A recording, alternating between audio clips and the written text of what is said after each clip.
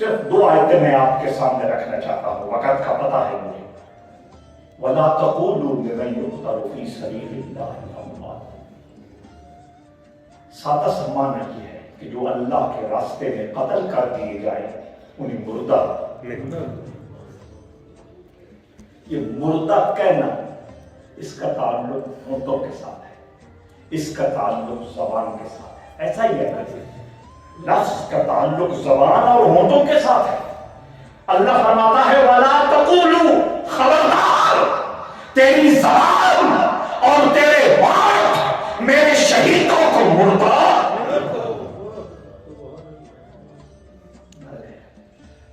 اللہ بخش دیا، نہیں آ گئی، مان لیا، اندروں گال نہیں نکلتی،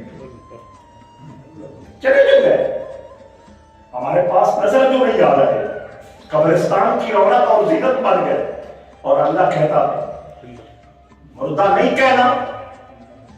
اللہ نے اس پہ بھی گرفت فرمائی ہے، اللہ نے اس کا بھی نوٹس لیا ہے، فرمایا وَلَا تَحْسَبَنَّ الَّذِينَ،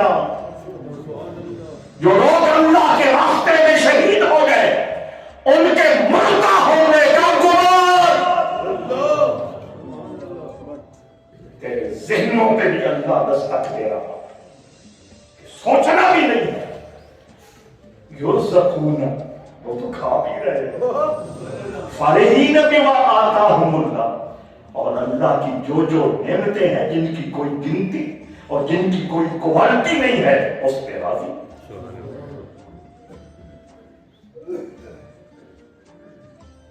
بہت توجہ، آخری جملے کی طرف جا رہا ہوں، بہت توجہ۔ مردہ نہیں کہنا، زبان سے بیان کر دیا، سوچنا بھی نہیں کہ وہ مردے ہے، منع کر دیا۔ موت روح پہ آتی ہے یا جسم پہ؟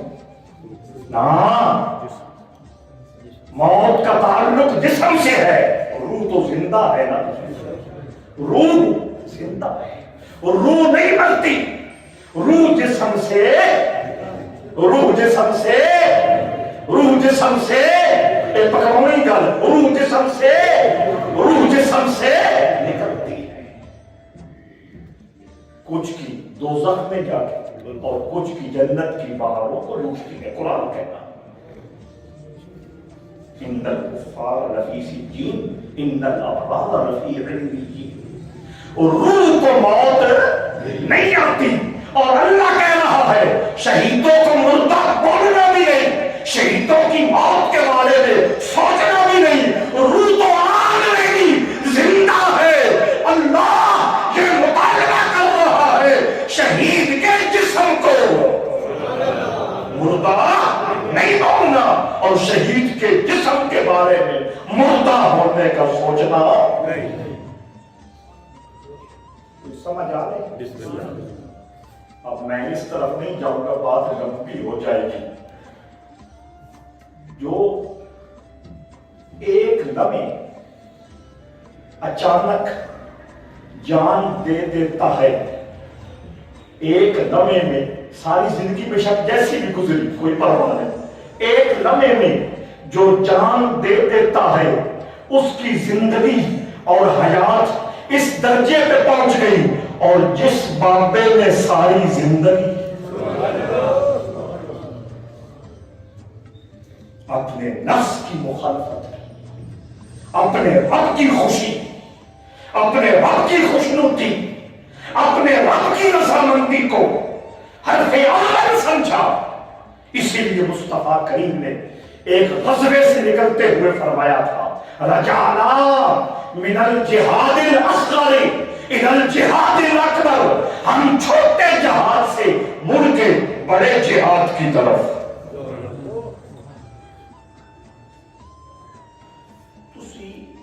اب موجودہ جڑے پیری فقیرے دے دعوے دار انہاں نہ دیکھو کہ انہاں نہ دیکھ کے ولیاں دے لیول طے نہ کرو، جو سچے سچے محبوب مقبول اللہ کے بندے ہیں وہ تو اس کیفیت میں گزرتے ہیں، سیس جو تلی پہ رکھ نہ سکے۔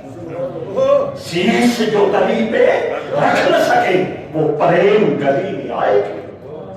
ایک ایک لمحہ جہاد میں، ایک ایک لمحہ نفس کی دشمنی اور مخالفت میں، ایک ایک لمحہ اپنے شب و روز اور اپنے لمحوں اور اپنے اوقات کی حفاظت میں، اپنی ہر چیز کی حفاظت میں کہ اللہ کے دائرے میں رہے، اس کی نظروں سے گر نہ جائے.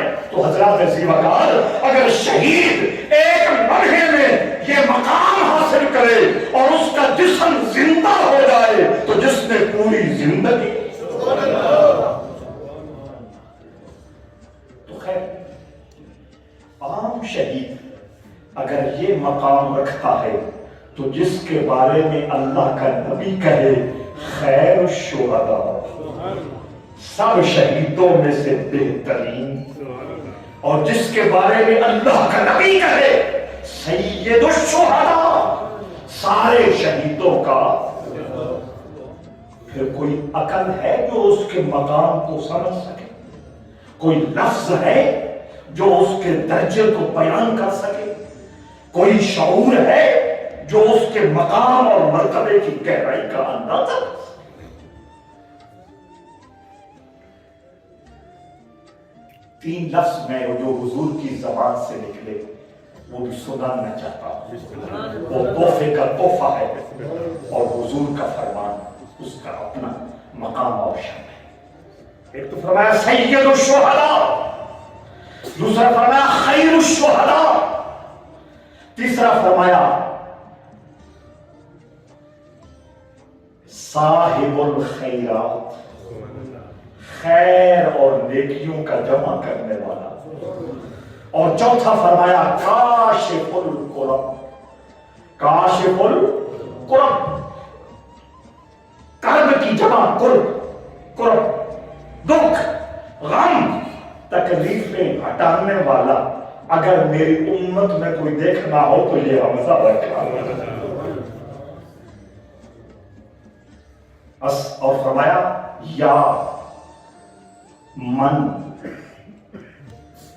ذب عن وجہ رسول اللہ. اس کا ایک درجہ یہ بھی ہے کہ سونے رسول کے چہرے کی طرف جو دکھ آ رہے تھے یہ ڈھال بن کے سامنے آ جاتا. کاشف الکرب بھی یہ ہے، صاحب الخیرات بھی یہ ہے، رسول اللہ کی ڈھال بھی یہ ہے. توجہ، سید الشہداء بھی یہ ہے، خیر الشہداء بھی یہ ہے.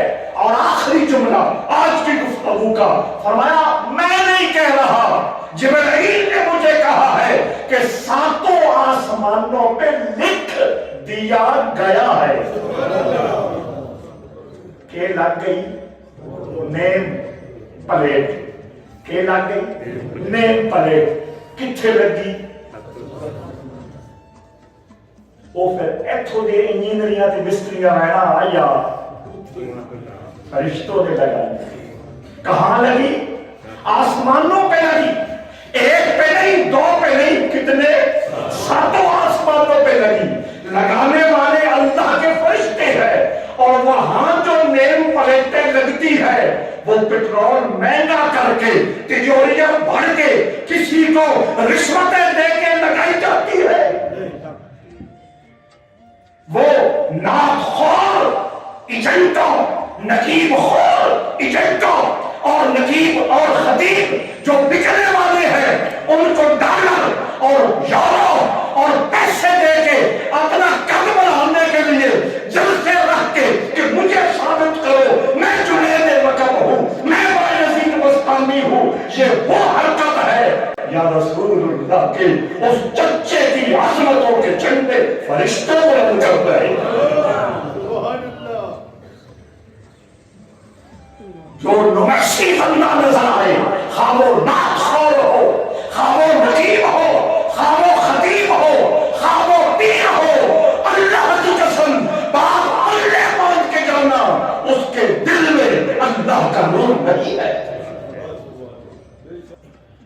اگر نمائش کی کوئی اہمیت ہوتی، اللہ سب سے پہلے اپنی ذات کو ظاہر کرتا ہے یا نہیں؟ اس نے کہا مجھے جاننا تو اور پہچاننا ہے تو جو میری قدرتیں ہیں اس میں میرا کمال دیکھو، میرا نور دیکھو، میری خوشبو دیکھو۔ کچھ سمجھ آ رہا ہے؟ فرمایا فرشتوں نے ساتوں آسمانوں پر نیم پلیٹس لگا دی ہیں۔ لگانے والے کو حکم کس کا؟ اللہ کا۔ سمجھ ہی آئی کہ جیڑی گڈی سائیں چڑھائے پھر اس کو سوال نہیں ہوتا۔ زمانے گزرتے جاتے ہیں، نسلیں گزرتی جاتی ہیں، حالات بدلتے جاتے ہیں، موسموں میں تغیر تبدل آتے جاتے رہتے ہیں، اور جس کا نام اللہ نے بلند کر دیا ہو وہ روز قیامت بھی اپنی عظمتوں کو ظاہر کر کے رہے گا۔ باقی ساری کہانیوں کو، ڈراموں کو، فلموں کو بند کر حقیقت کی طرف آؤ، اللہ کے دروازے پہ نیک نیتی سے جھک جاؤ، صرف لفظوں سے نہیں کہ سترتم تو بوایا لیکھینا تو دانی حساب و کمو لیکھینا، کہ میں نے سب کچھ تیرے حوالے کر دیا، تو جان تیرا کام نہیں، لفظوں سے نہیں، اپنے رویے سے، اپنے عمل سے، اپنے طریقہ کار سے ٹوٹل اپنے آپ کو اللہ کے حوالے کر دے، پھر دیکھتے ہیں وہ تیرے اس 4 5 6 7 فٹ کے وجود میں کتنی کستوری کی مہک۔ یہ 70 صحابہ جو احد کے میدان میں دفن کیے گئے، احادیث اٹھا کے دیکھیے، جو قبر کھودی جاتی کستوری کی خوشبو ہوتی، ابھی وجود اس مٹی میں گیا بھی نہیں۔ توجہ ہے کیا؟ جانا تو وہ اور تھی نا، ابھی جایا نہیں۔ پتہ یہ چلا جس مٹی میں رحمت عالم کے سچے غلاموں نے آباد ہونا ہو، وہ مٹی اپنی حقیقت کستوری میں بدل دیتی ہے۔ پھر وجود آ جائے تو مٹی کس شباب پہ جاتی ہوگی، وجود آ جائے تو مٹی کس کمال پہ جاتی ہوگی، وہ وجود آ جائے تو اس مٹی میں نور اور فیض کا عالم۔ کوئی اندر پہ ہو؟ توجہ درکار ہے۔ نیم پلیٹ فرشتوں نے 7 آسمانوں پہ نیم پلیٹ لگا دی۔ بعد میں یاد نہ رہے، پرسوں سید الشہداء دا عرس مبارک ہے، 16 شوال، کب؟ احد کی جنگ 16 شوال کو ہوئی تھی۔ ہم تو اپنی توفیق کے مطابق جتنا کر سکتے ہیں کریں گے، آپ کو بھی اطلاع دی جا ہے اور شوق دینا جا رہا ہے کہ ان کی بارگاہ میں جب میں اور آپ اپنا ہدیہ پیش کریں گے تو براہ راست رسول ہاشمی کو خوشی نصیب ہوگی۔ وہ پڑھی ہے نہیں، تار سرنگیاں دی، نالے ماہی تیری نوکر، نالے تیری سنگیاں دی۔ یا رسول اللہ، ہم تیری رضا کے لیے، تیری قربت کے لیے، تیری خوشی کے لیے، تیری رضامندی کے لیے اور تیری نسبت حاصل کرنے کے لیے یہ سب نوکریاں دیتے ہیں۔ تو سید الشہداء فرمایا 7 آسمانوں پہ نیم پلیٹ لگا دی گئی، اس پہ کیا لکھا ہے؟ اسد اللہ و اسد رسولہ۔ آج کے بعد حمزہ تو ہے ہی صحیح، آسمانوں میں اس کا تعارف جو اللہ کرا رہا ہے وہ ایک ہی رہے گا، یہ اللہ کا بھی شیر، اس کے محبوب کا بھی شیر۔ اس لیے جب بھی سلام پیش کرو یہاں یا وہاں جا کے، اور وہاں جا کے جمع تفریق، عمرے والا، حج والا، 5 ریال جاتے ہوئے لگیں گے، 5 ریال آتے ہوئے لگیں گے، 10 ریال، تو ریال کتنے دا؟ پچھلے جمعے میں نے اشارے کیتے تو اسے تے ہوندے پہنی یا کوئی نہ یہ سمجھ آ گئی تے گل نہیں تے پھر مزید آیا استاد کو لگنا توجہ درکار یہ جمع تفریق ضرب تقسیم نہ کرنا اس دروازے پہ جتنا کیوں گے اس دروازے پہ جانے کی اور حاضری کی جتنی سعادت حاصل کرو گے 700 نہیں واللہ یضاعف لمن یشاء گنتی سے ہٹ کر اللہ اور اس کا رسول تجھ پہ مہربان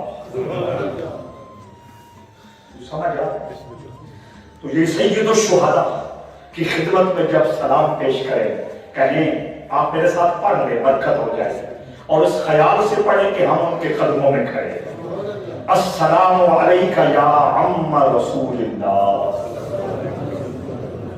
یعنی اے رسول کریم کے چچا جان السلام علیکہ یا عم رسول اللہ السلام علیکہ یا اخا رضی رسول اللہ السلام علیکہ یا سید الشہداء السلام علیکہ یا سید خیر الشہداء السلام علیکہ یا کاشف الکرب السلام علیکہ یا صاحب الخیرات اور السلام علیکہ یا اسد اللہ و اسد رسول یہ بہت شارٹ بہت مختصر انداز میں نے سیرت حمزہ کو بیان کیا گر قبول افتد زہی عز و شرف اگر قبول ہو جائے سننے والوں کے لیے بھی عزت و شرف کی بات ہے اور سنانے والوں کے لیے گناہوں کا کفارہ